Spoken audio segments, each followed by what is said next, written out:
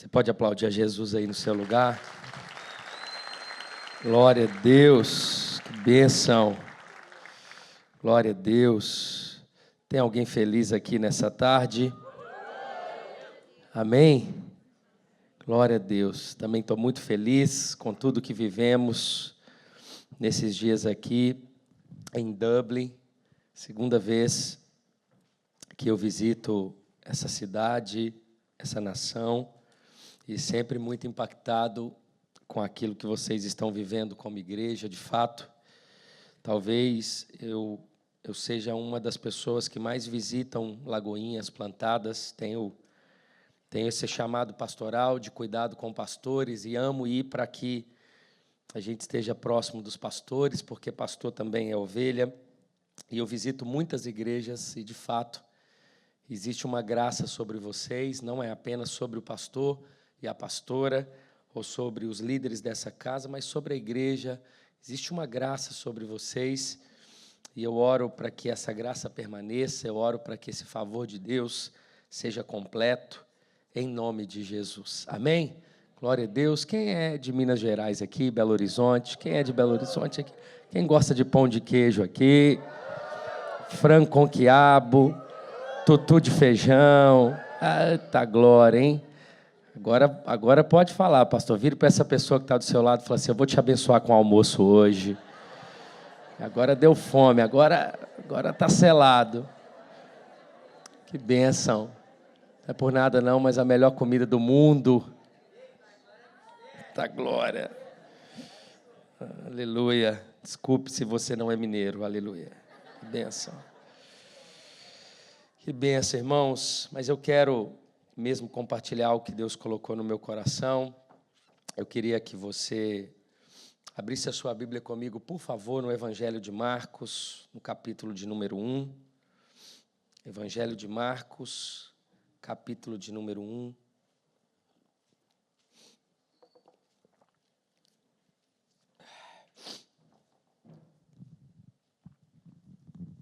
Eu quero ler com você a partir do verso de número 29.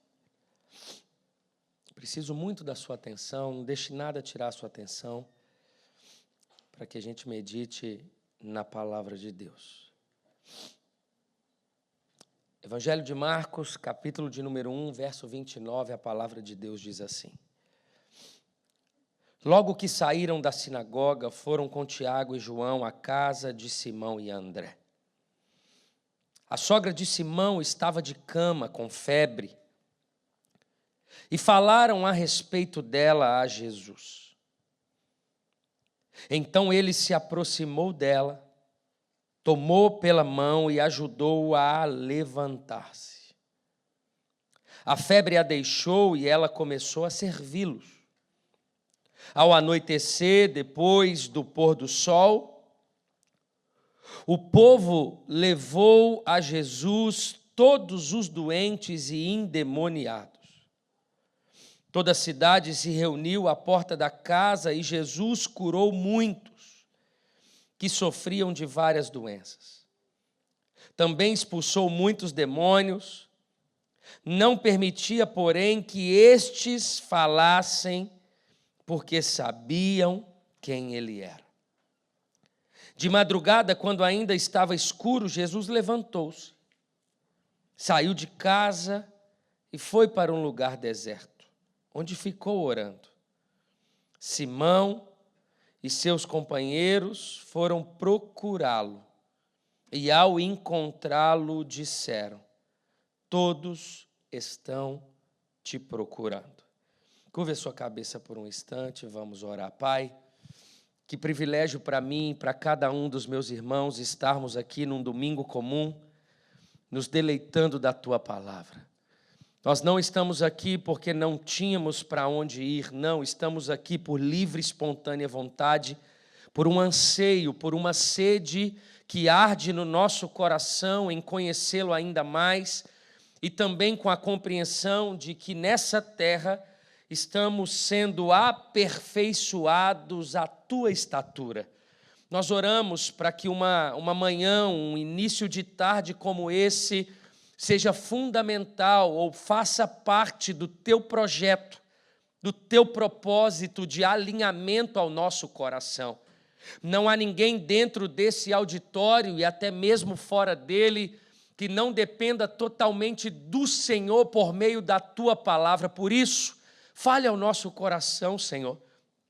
Que salte aos olhos dos meus irmãos a revelação tão clara da tua vontade, por meio da tua palavra, que o teu Espírito esteja atuando, abraçando, confrontando, libertando, enquanto palavras serão ditas, enquanto a pregação for exposta. Por favor, Espírito Santo, toca dos pés à cabeça a cada um de nós, a começar de mim, a começar dos pastores dessa casa, a começar daqueles que estão servindo aqui, entregando ou fazendo algo para que tudo isso aqui aconteça. Toque-nos nessa tarde, Espírito Santo.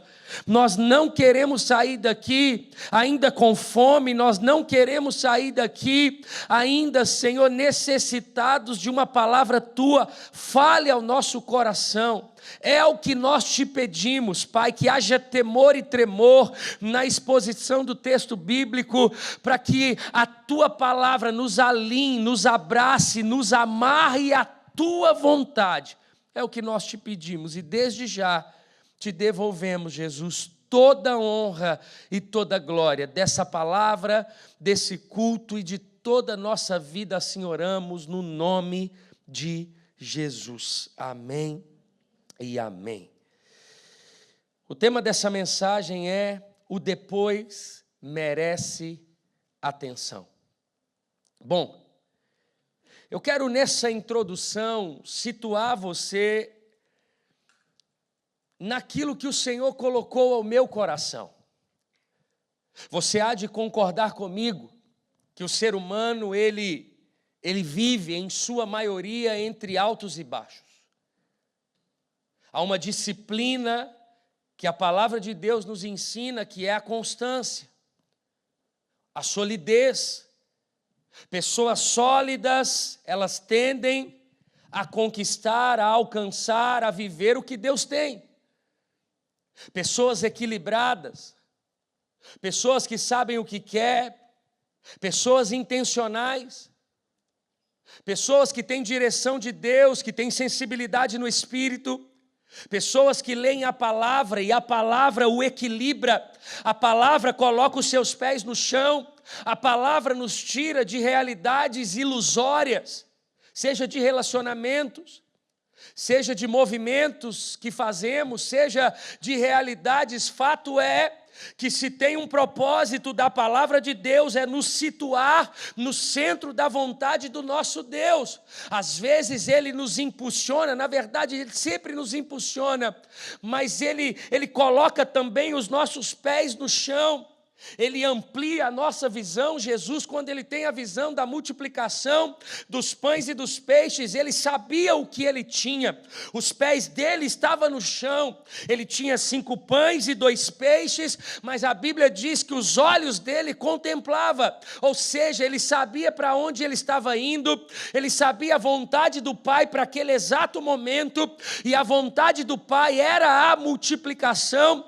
Mas fato é que Jesus nunca deu um passo maior do que a sua perna, ou nunca viveu uma ilusão da terra, nunca, porque é da vontade de Deus a constância. Dito isso, na verdade, você há de concordar comigo que em alguns momentos da nossa caminhada nós abaixamos as nossas armas. É por isso que o inimigo entra. Você percebe, pastores talvez conseguem discernir isso, talvez com uma sensibilidade maior.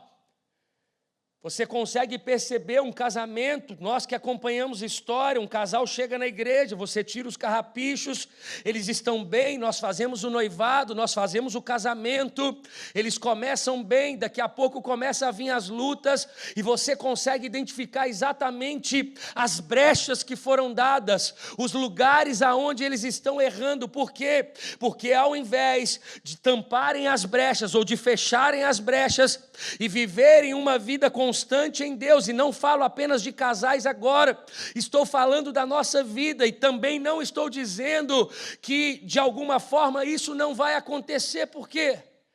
Porque somos seres humanos. Você há de concordar comigo que o depois de alguns episódios da nossa vida, nós nos achamos no direito de algo. Por exemplo, domingo é um dia que eu preciso vigiar muito. Todo domingo eu prego em 3 cultos, 9 da manhã, 11h30 da manhã e 18 horas. Todos os domingos eu faço 3 cultos de 2 horas, 2 horas e 15, em média. Quando eu saio da igreja por volta de 8h30, 9 horas da noite, eu chego em casa me achando no direito. Me achando no direito de comer o que eu quero, me achando no direito de assistir o que eu quero, me achando no direito de pôr as minhas pernas para o ar e fazer o que eu bem entender. Por quê? Porque eu já dei um check naquilo que eu precisava fazer. Eu já me acho no direito, afinal, eu abençoei tantas pessoas, afinal, eu me desgastei, parece que passou um caminhão em cima de mim, eu atendi pessoas, eu preguei o evangelho, eu abracei pessoas, eu cheguei na igreja às 8 da manhã, eu saí da igreja às 9 da noite, eu me acho no direito. E eu acabo me descuidando daquilo que aconteceu, eu acabo me descuidando no depois, porque a gente é muito bom de vigiar enquanto as coisas acontecem, mas as coisas passam. Por quê? Por que muitas pessoas, vamos dizer, por que muitas mães, e eu não estou culpando, estou apenas trazendo os nossos olhos ao depois, ou talvez por quê? Por que muitos, quando casam, depois que casam, engordam?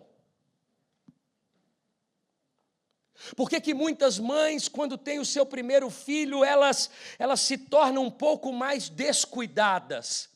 A atenção se volta aos filhos, ela esquece que ela é bonita, agora ela não quer mais ir em um salão, agora ela esquece que talvez ela tem uma beleza, ela precisa cuidar dela, e ela começa a ficar um pouco mais desleixada, e eu estou apenas citando exemplos de realidades que nos descuidamos depois de acontecimentos. Por quê? Por que depois que passa um evento como esse, de quase 2.000 pessoas, do outro lado do mundo, aqui na Irlanda, vivendo uma realidade de um avivamento, talvez nos dos melhores auditórios de Dublin, reunindo pessoas, trazendo pessoas reconhecidas pelo Senhor, trazendo palavras, o Senhor ajuntando pessoas, o cuidado que a gente tem que ter com o depois. Isso também acontecia com Jesus e com os discípulos. A Bíblia vai dizer que Jesus, eu quero narrar a história com você, Jesus ele chama os primeiros discípulos. Quando ele chama os primeiros discípulos, o primeiro episódio, Jesus leva eles a uma sinagoga. Eles estão sentados, fazendo um estágio com Jesus. Jesus começa a pregar na sinagoga, e enquanto Jesus está pregando, estabelecendo o reino do seu Pai, lá no fundo da sinagoga alguém fica endemoniado. Jesus então está ensinando os discípulos olhando, Jesus vai e expulsa aquele demônio. Jesus está dizendo, o dia não terminou, vem, existe uma necessidade, a sogra de Pedro está com febre, está doente, nós precisamos ir até ela. Segundo a história, era uma média de 6 quilômetros andando. Jesus, com os discípulos que ele havia chamado, a Bíblia diz que Jesus então leva todos eles na casa da sogra de Pedro. Quando chega na casa da sogra de Pedro, Jesus está ensinando sobre pastoreio. Como assim? Eu acabei de pregar numa igreja, agora eu tenho que andar 6 quilômetros para orar por uma pessoa que está com febre? A Bíblia diz que Jesus foi. A Bíblia diz que os discípulos, os primeiros discípulos, foram com ele. A Bíblia diz que quando Jesus ele chega, ele ora, aquela mulher é curada. A Bíblia diz que quando Jesus termina de orar e aquela mulher começa a servi-lo, certamente tinha um pão de queijo ali naquela mesa. Mas a Bíblia diz que quando Jesus está ali, talvez, não sei, a Bíblia não fala o horário, mas fato é que a porta da casa da sogra de Pedro começa a encher de pessoas. Se torna uma conferência de cura e libertação. Uma multidão agora quer ser curada por Jesus. Uma multidão agora quer ser liberta por Jesus. Aqueles discípulos que estavam até então em um estágio, agora eles começam a atuar, porque era muita gente. A Bíblia não diz que Jesus curou todos, a Bíblia diz que Jesus curou muitos.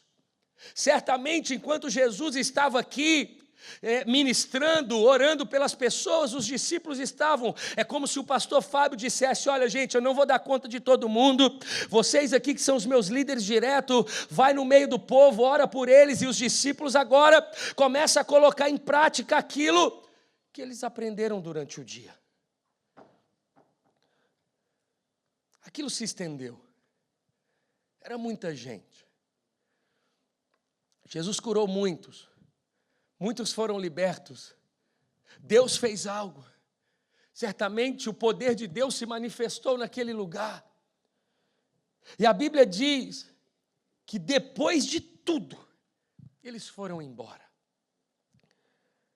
Mas o verso 35 diz: de madrugada, quando ainda estava escuro.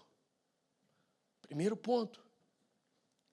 Esteja disposto a fazer o inesperado.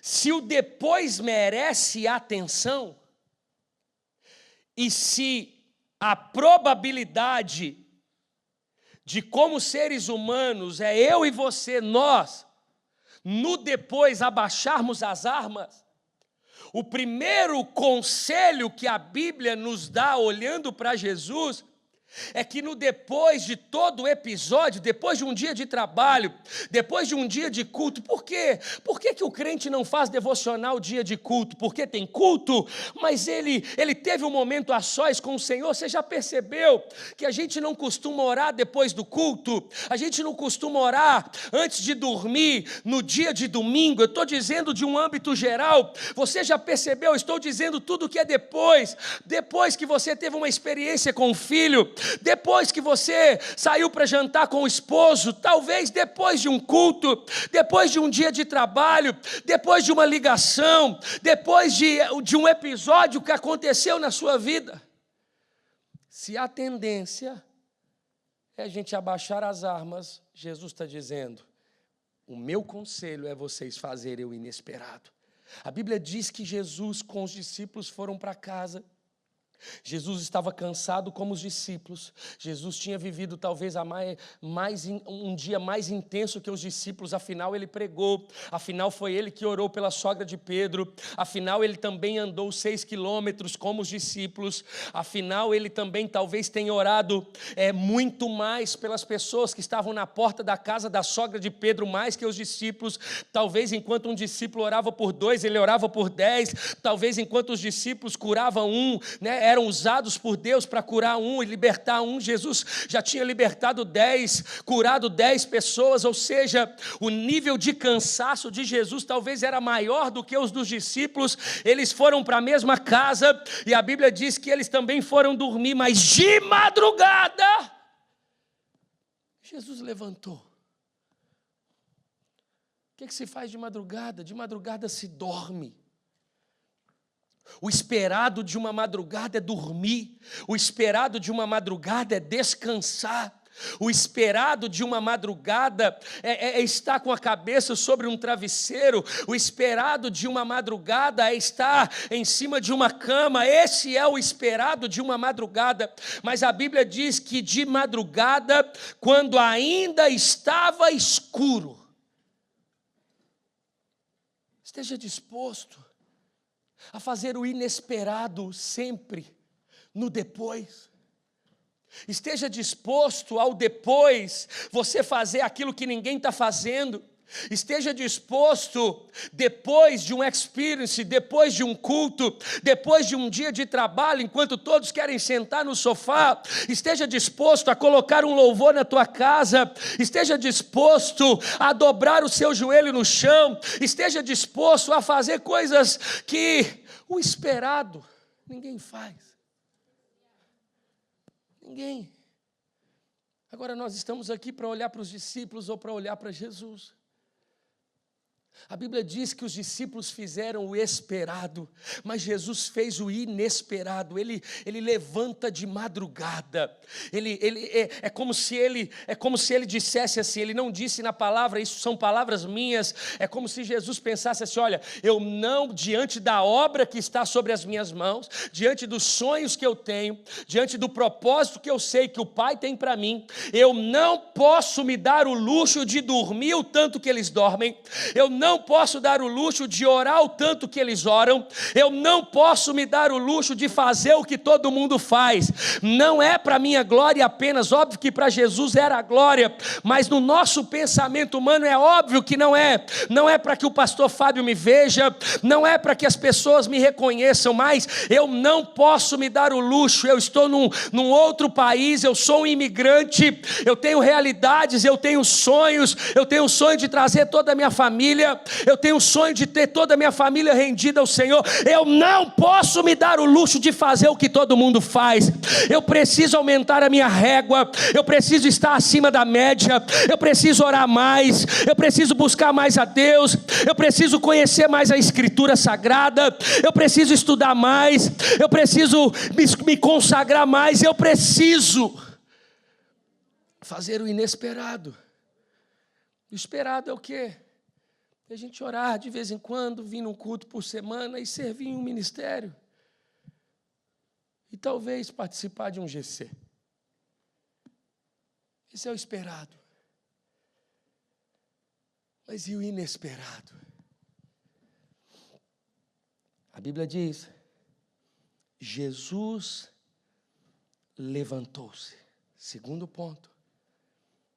Levante-se enquanto todos dormem. A Bíblia diz que Jesus levantou. A Bíblia não diz que Jesus apenas acordou. A Bíblia não diz que Jesus apenas despertou de madrugada e ficou ali deitado na cama dizendo: que Deus fez foi maravilhoso, glória a Deus. Não, a Bíblia diz que Jesus levantou. Uma coisa é você acordar, outra coisa é você levantar. Uma coisa é você saber que precisa fazer, outra coisa é você fazer. Uma coisa é você saber que precisa orar, outra coisa é você se levantar para orar. Uma coisa é você saber do propósito de Deus, outra coisa é você levantar e agir para viver o propósito de Deus. Uma coisa é você saber que precisa vir no culto, outra coisa é você vir no culto. Uma coisa é você ter a consciência que você precisa ser um dizimista, outra coisa é você ser um dizimista. Uma coisa é você ter a consciência de algo, outra coisa é você levantar. O levantar requer uma ação. Jesus levantou, Ele despertou, Ele foi. Ele não apenas pensou que ele não poderia se dar o luxo de fazer o que os discípulos ou que todos fariam, não. Ele se levantou. E a minha pergunta agora, seja depois de um experience, seja depois de um movimento ou de um episódio marcante na sua vida, seja de um casamento, de um namoro, de um filho, seja diante de uma realidade de trabalho, a minha pergunta é: quem tem se levantado em fazer o inesperado? Se eu me consagrar, eu tenho que me consagrar mais. Por quê? Porque o diabo, ele está vendo Jesus me prosperando, Jesus me abençoando, então eu preciso vigiar mais. Mas o que fazemos? Quanto mais crescemos, mais abaixamos as armas. Nos acostumamos. Nos acostumamos com o documento, nos acostumamos com o dinheiro, nos acostumamos em uma nação, nos acostumamos com a família que temos, nos acostumamos com os amigos que temos, e ali a gente vai abaixando as armas, e a gente não ora como deveria orar, a gente não conhece a palavra como deveria conhecer, tudo parece tão distante da gente. Está colocando aqui que o carisma começa em setembro, não, é tão distante, será? Não, eu quero pegar essa bênção, eu preciso, não é uma questão, eu não quero ser pastor, mas eu quero conhecer a palavra, eu quero estar disposto, eu quero pregar o evangelho, eu quero cumprir o propósito, eu quero ser cheio da palavra e do Espírito. Não, eu não quero apenas visitar o culto, eu quero apontar o meu telefone aqui nesse QR Code, porque eu quero conhecer as pessoas, eu quero ser uma bênção nessa igreja, eu estou na chuva, é para molhar, eu não quero apenas visitar as coisas, eu quero ser parte, eu não quero apenas saber que existe a Bíblia, eu quero mergulhar na palavra de Deus, eu não quero saber apenas o que eu devo fazer, eu quero ser um exemplo entre os fiéis, eu quero ser um exemplo na minha casa, eu quero que os meus pais se encham de orgulho de mim, eu quero ser excelente no meu trabalho, não é porque eu sou imigrante que eu devo fazer de qualquer jeito, não, eu quero ser o melhor nessa nação, eu quero ser melhor até mesmo do que os irlandeses, em uma área talvez que eles tenham uma aptidão, eu tenho a graça de Deus, eu tenho a mente do Espírito Santo. Entende que a forma de Jesus agir e pensar era diferente. A Bíblia diz: saiu de casa e foi para um lugar deserto. Terceiro ponto: se permita testar o coração para que a vaidade não se torne maior que a dependência. Irmãos, quando eu olho para Jesus e percebo que Ele já estava fazendo o que eu não faço, Ele vai aumentando a régua. A Bíblia não diz que Jesus levantou para ir para um monte.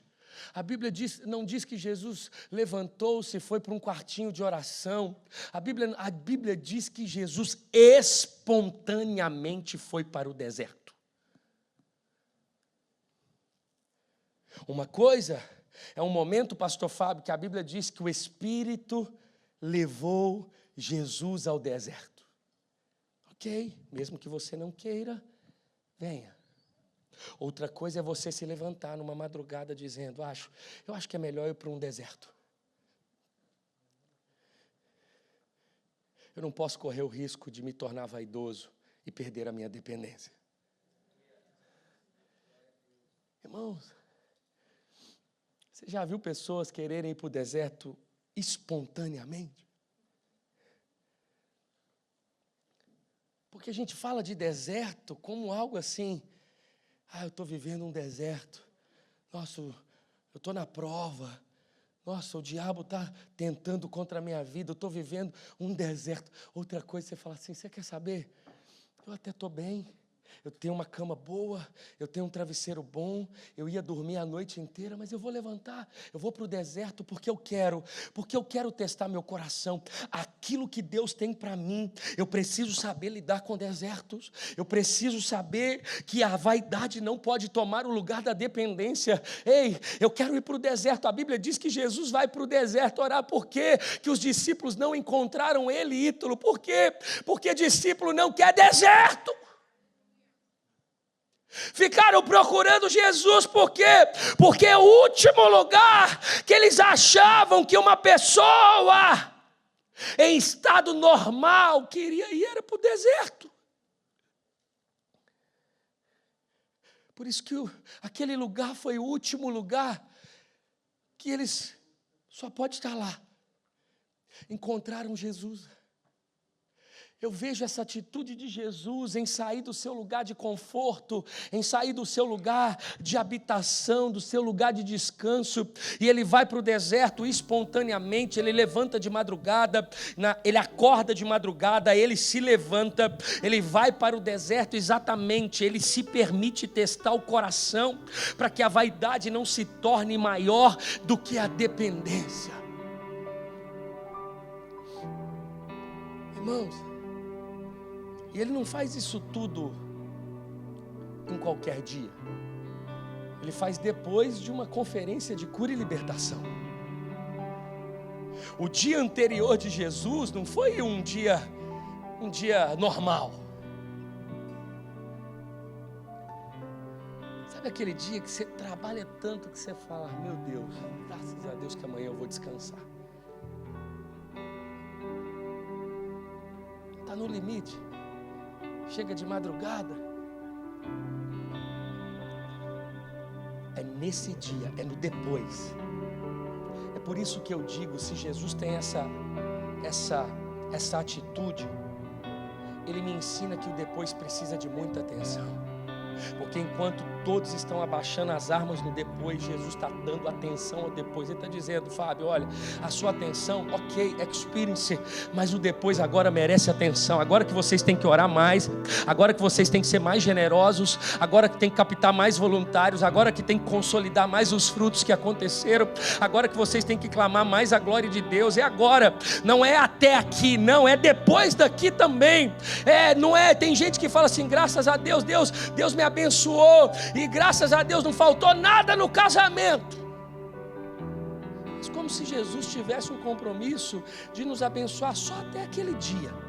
Aí tem gente que entra para dentro de casa depois de casado e fala: Jesus, agora eu não preciso de você não.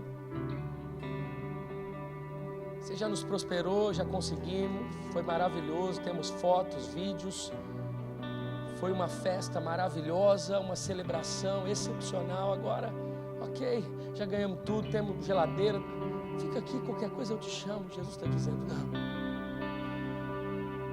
eu quero participar do depois.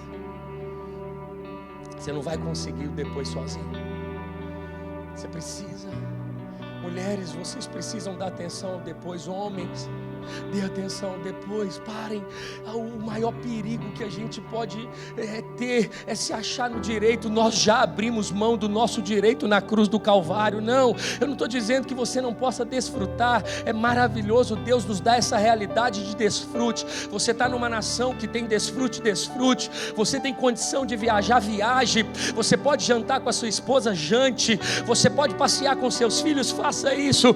Desfrute de tudo que você pode, mas só coloque o coração naquilo que o dinheiro não compra. Uma coisa é desfrutar, outra coisa é colocar o coração em coisa que a traça e a ferrugem corrói e corrompe. Não, a Bíblia está dizendo: cuidado, dê atenção ao depois, dê atenção a depois do casamento, dê atenção a depois do culto, dê atenção depois que você serve, dê atenção depois que você canta, dê atenção.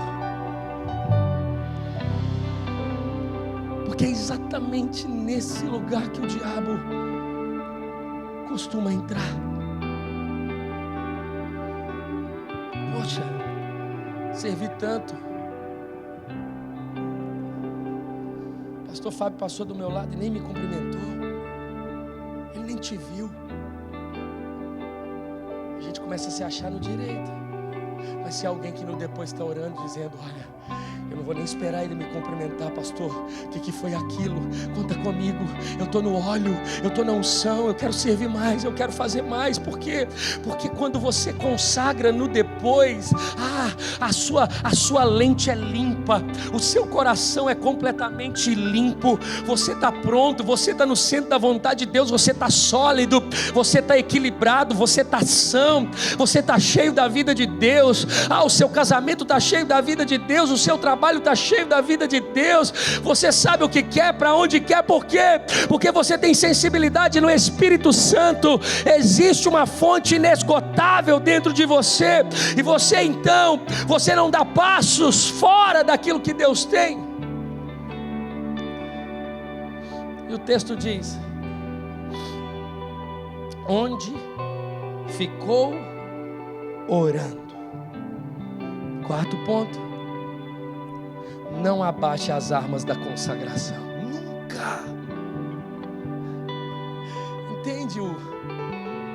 Jesus, ele acorda, já é inesperado, ele levanta,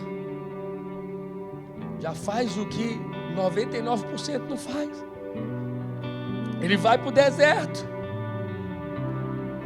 e a Bíblia diz que ele começa a orar. Ele não foi para lá falar, deixa eu ficar aqui, deixa eu pensar. Não.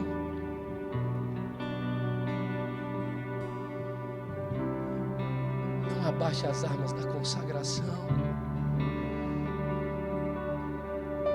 Eu acho que eu mereço, não tem problema. Estou trabalhando tanto. Deus sabe o que eu estou vivendo longe da minha casa, da minha família. Não abaixe as armas da consagração. Não pare de orar. Não pare de ler a palavra.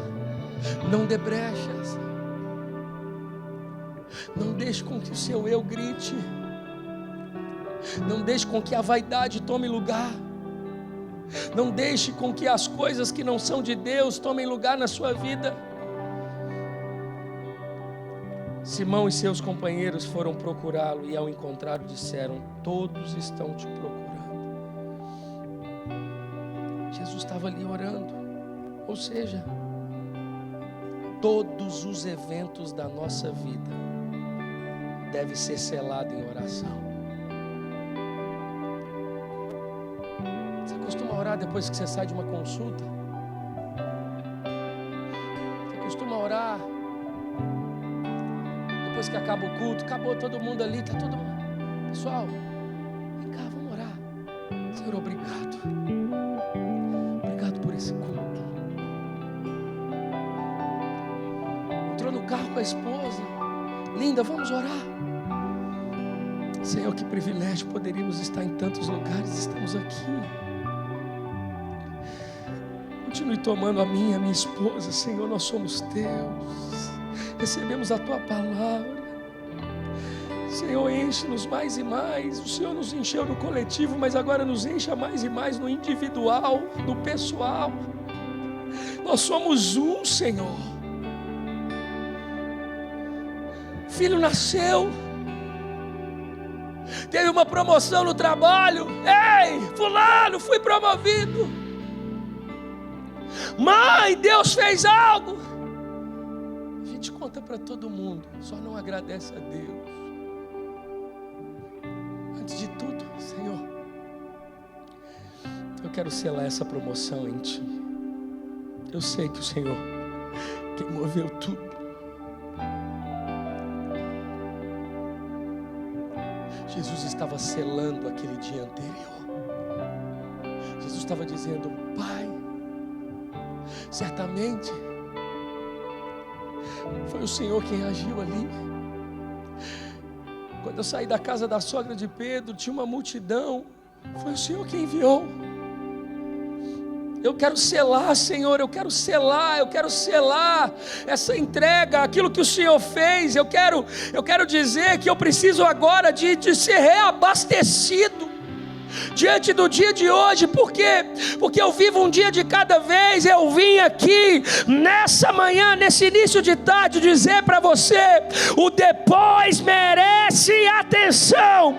Tem muita gente deixando de viver o que Deus tem, ou Satanás está encontrando espaço, porque a nossa atenção está no antes e no durante. Mas o Senhor está dizendo: eu te quero no depois. Eu tenho palavras para o depois. Eu tenho realidades a dizer para você no depois. Eu quero ter a ousadia de dizer para você que nem tudo que Deus queria falar Ele te disse no Experience. Tem coisas que Ele marcou para essa semana. Ele está dizendo: não, aquilo eu não poderia falar no coletivo. Pastora, eu posso ter um tete a tete?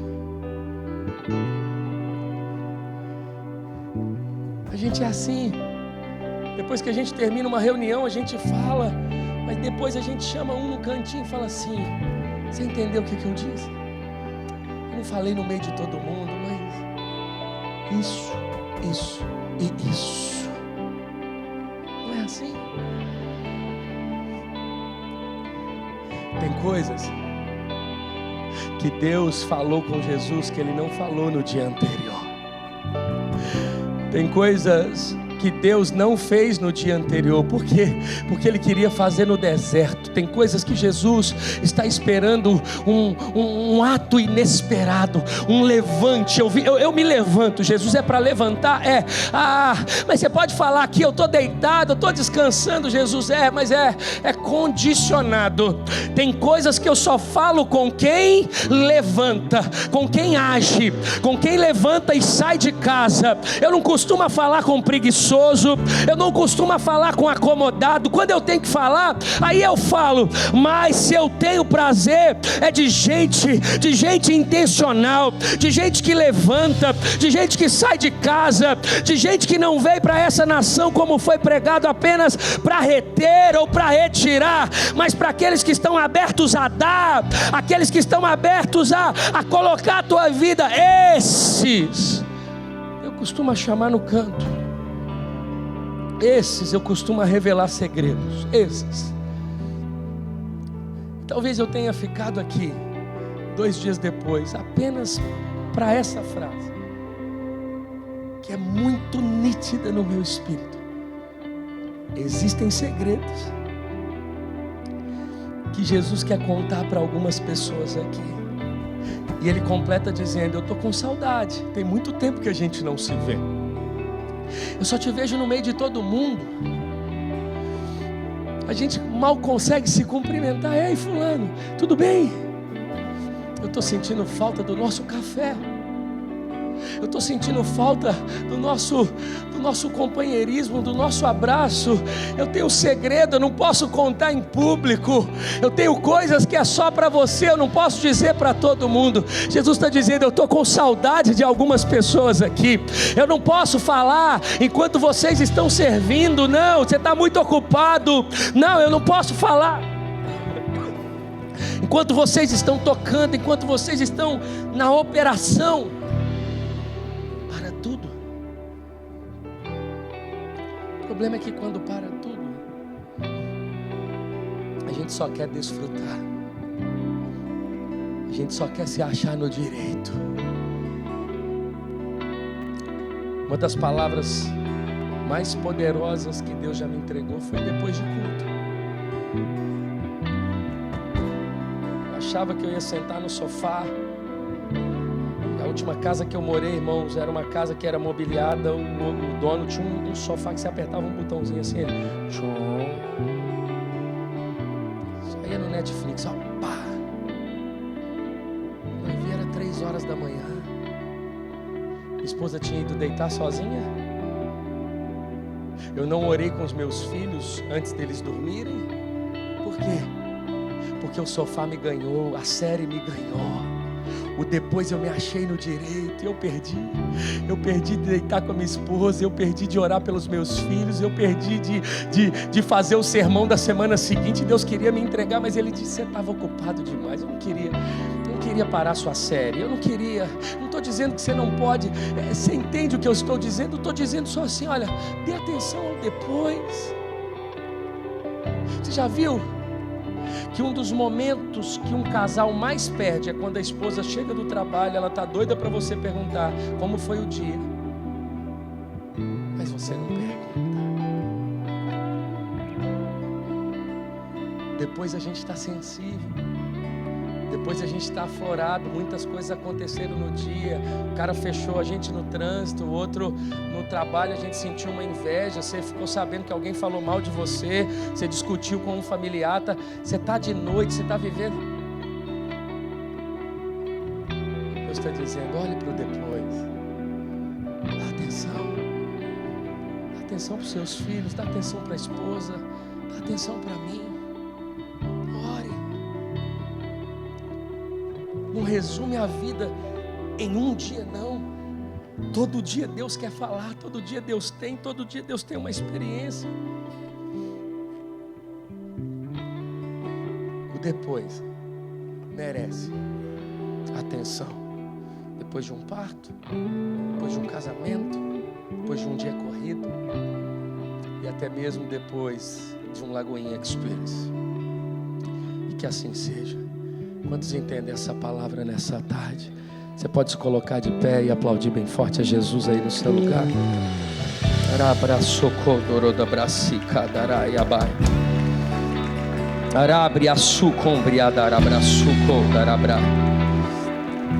Fecha os seus olhos. Eu posso orar, pastor? Posso.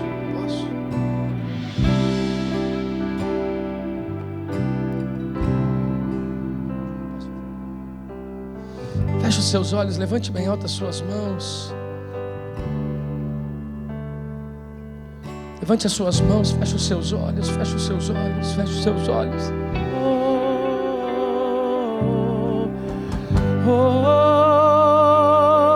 Diga isso a Ele. Te adorar é o que sustenta-me de pé. Você pode dizer isso? Vamos, Lagoinha, vamos. Não vou perder. Vamos, diga isso. Te louvar em meio às tentações é mais que estratégia. Eu posso não ver o amanhã, mas hoje sei que esse deserto vai chegar ao fim. Levante as suas mãos, declare te adorar.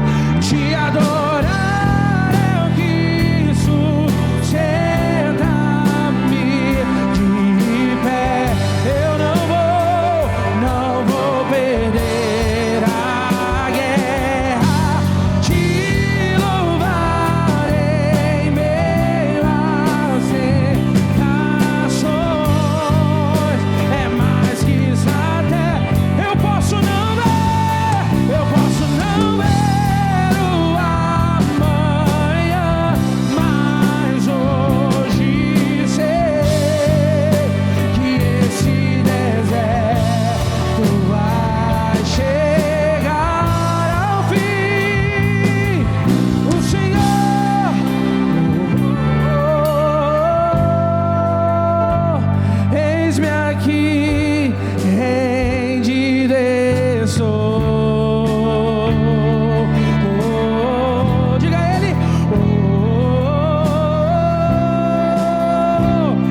Eu sou teu e tu és meu.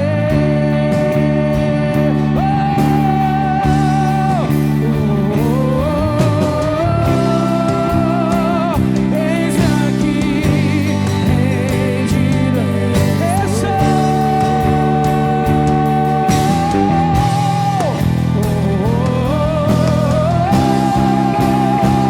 Eu sou teu e tu és a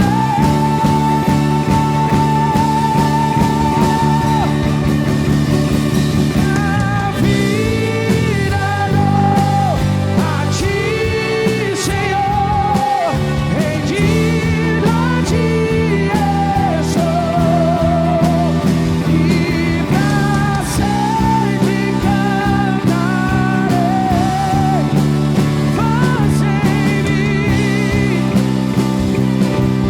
minha vida dou, a minha vida dou a ti, Senhor, rendido a ti, e pra sempre faz, Senhor, faz em mim o teu querer.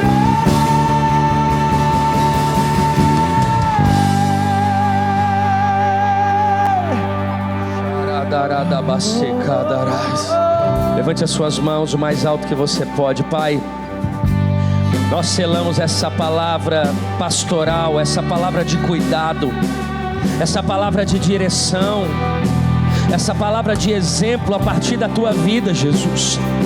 Essa palavra, Senhor, que nos impede, Pai, que nos livra, Pai, que nos protege de darmos passos que não são teus, de acharmos nos direitos de realidades que não temos. Pai, Pai, de nos movermos em cima de emoções e de ilusões. Não é o que queremos. Nós só queremos o que é teu. Nós só queremos ouvir o que está no teu coração. Nós só queremos os teus passos. Nós só queremos a tua vida. Nós não queremos retroceder na espiritualidade que o Senhor tem nos aperfeiçoado. Nós queremos avançar. Nós queremos mais sensibilidade. Nós queremos mais conhecimento. Nós queremos mais dons. Nós queremos mais, Senhor, mais daquilo que é teu. Selamos essa palavra, Espírito Santo, uma palavra de alinhamento, de cuidado naquilo que é pessoal, naquilo que é terreno, mas naquilo que é espiritual, naquilo que é eclesiástico, naquilo que é ministerial, Senhor. O Senhor alinha as áreas da nossa vida a partir dessa atenção, a partir dessa ótica, dessa lente, desse olhar. É o que nós oramos, Pai. O Senhor tem mais. O Senhor tem palavras para essa semana. O Senhor tem palavras para esse mês. Nós não vivemos apenas de elogios ou de realidades daquilo que se finda. Não. Nós só queremos o teu selo. Ele é mais importante. Nós só queremos a tua vida. Ela é mais importante, Senhor. Sim, o evento é um marco. Aquilo que fazemos é digno de louvor. Mas, Senhor, o Senhor sempre tem mais. O Senhor sempre tem mais. O Senhor sempre tem mais. É diante disso que selamos. Em o nome de Jesus. Você pode colocar a mão sobre o seu coração, com seus olhos fechados. Repita essa oração comigo, dizendo: essa oração de entrega, essa oração de reconciliação. Com seus olhos fechados, repita comigo, dizendo: Senhor Jesus. Diga mais forte: Senhor Jesus, nessa tarde eu entendo que não posso dar um passo sequer sem o Senhor. Diga: por isso eu confesso de todo o meu coração o Senhor como meu Salvador. Diga: eu que andei distante, que me afastei, arrependido eu volto, na certeza de que o Senhor me recebe de braços abertos. Eu faço essa oração de todo o meu coração, me entregando e me reconciliando, em nome do Pai, em nome do Filho, em nome do Espírito Santo. Continue com seus olhos fechados. Talvez você fez essa oração pela primeira vez, entregando a tua vida a Jesus. Ou talvez foi a primeira vez que você fez essa oração de todo o seu coração. Ou talvez um dia você fez, mas distanciou, sua caminhada foi árdua. Mas o Senhor é aquele que faz tudo novo de novo. E você nessa tarde diz: eu quero voltar, eu quero os braços do Pai. Por isso, enquanto todos estão com os olhos fechados, eu vou contar até 3. E quando eu contar, você que fez essa oração de todo o seu coração, essa oração que nós repetimos, se você a fez de todo o coração, quando eu contar, levante uma de suas mãos para que eu possa orar por você e selar a tua entrega no nome de Jesus. 1, 2, 3, levante uma de suas mãos, sem constrangimento.